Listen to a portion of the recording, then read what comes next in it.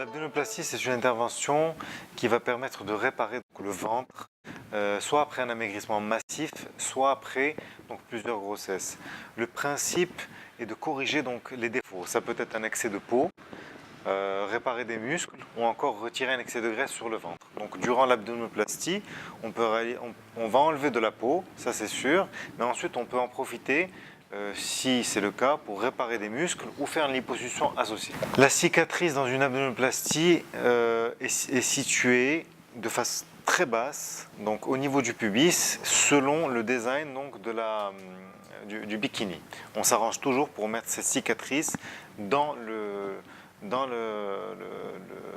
bikini pour que ce ne soit pas visible à la plage. C'est une intervention qui va durer environ 3 heures, il faut une nuit d'hospitalisation, évidemment une anesthésie générale. Dans certains cas, il est possible de faire une rachianesthésie.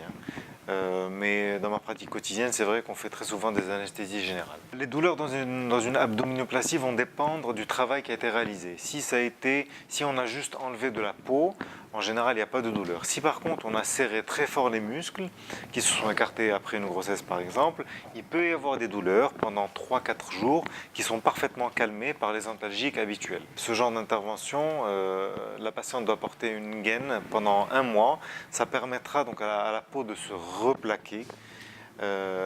Et c'est impératif pour avoir un bon résultat. Après un lifting du ventre, la reprise du travail se fera en général au bout du 8e jour post-opératoire. Parfois, certaines personnes restent fatiguées un peu plus longtemps, mais au bout de 8 jours, en général, ils reprennent leur activité professionnelle. Concernant le résultat, dès l'ablation du premier pansement, ou le changement du premier pansement, les patients vont voir, ils vont voir un ventre bien plat, donc plus de graisse, une peau bien tirée, mais il va y avoir un œdème qui va s'installer au bout du 7e jour post-opératoire, et il faut commencer à faire des drainages et porter une gaine.